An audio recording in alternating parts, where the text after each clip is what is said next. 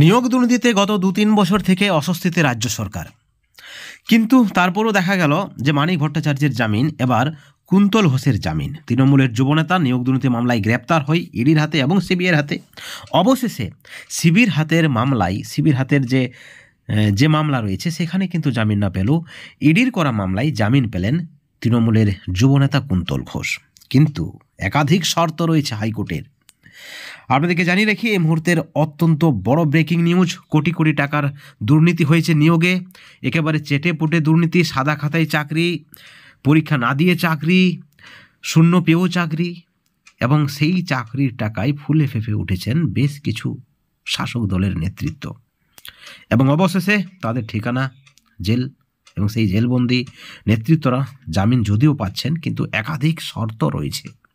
আপনাদেরকে জানিয়ে রাখি, আজকে শুভ্রা ঘোষের বেঞ্চে নিয়োগ দুর্নীতি মামলার ইডির করা মামলায় তৃণমূলের যুবনেতা কুন্তল ঘোষ জামিন পায়। কিন্তু হাইকোর্টের যে শর্ত রয়েছে, একাধিক শর্ত, তাকে মানতে হবে।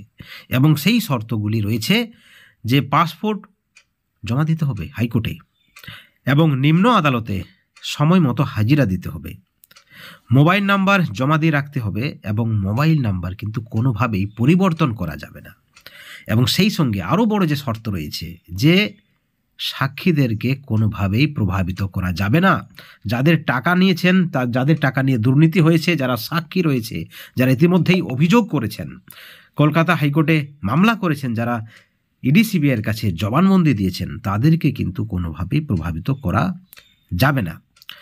বন্ধুগণ, আজকে কুন্তল ঘোষ জামিন পেয়েছেন। সেখানে কিন্তু ইডির আইনজীবী ফিরোজ এডুলজি বলেছেন যে মানিক ভট্টাচার্য জামিন পেয়েছে, তাকে ইডি গ্রেপ্তার করেছিল, কিন্তু কুন্তলের ক্ষেত্রেও সেটা হবে বা হতে পারে না। কিন্তু তারপরেও দেখা গেল ইডির করা মামলায় জামিন পেল কলকাতা হাইকোর্টে তৃণমূলের যুবনেতা কুন্তল ঘোষ। কিন্তু সিবিআইয়ের করা যে মামলা রয়েছে সেই মামলা কিন্তু চলবে, সেখানে কিন্তু তিনি জামিন পায়নি।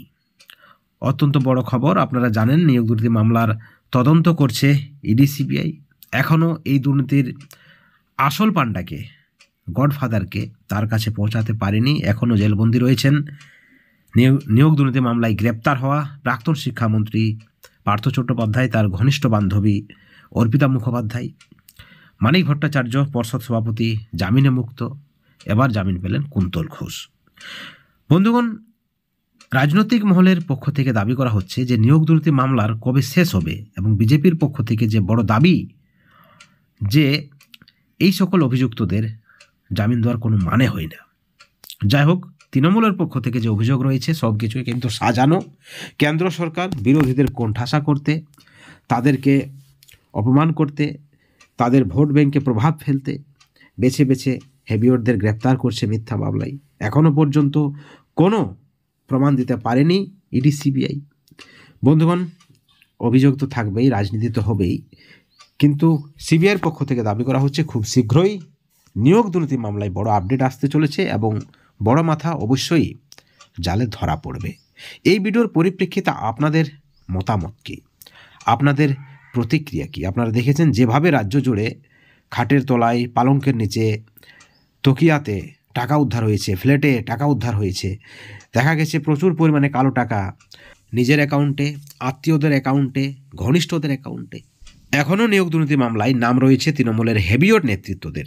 দেখা যাক নিয়োগ দুর্নীতির শেষ কোথায়, আর কোন কোন বড় মাথার নাম উঠে আসছে সেটাই কিন্তু দেখায়। প্রত্যেকটা আপডেট আপনারা এই চ্যানেলে পাবেন। প্রত্যেকটা আপডেটের দিকে আমাদের নজর রয়েছে। আপনারা অবশ্যই চ্যানেলে নজর রাখবেন, এবং এই ভিডিওর পরিপ্রেক্ষিতে অবশ্যই আপনাদের মতামত আপনারা কমেন্ট সেকশনে কমেন্ট করে জানাবেন। যদি ভিডিওটি ভালো লাগে লাইক করবেন, শেয়ার করবেন, অবশ্যই চ্যানেলটিকে সাবস্ক্রাইব করে রাখবেন।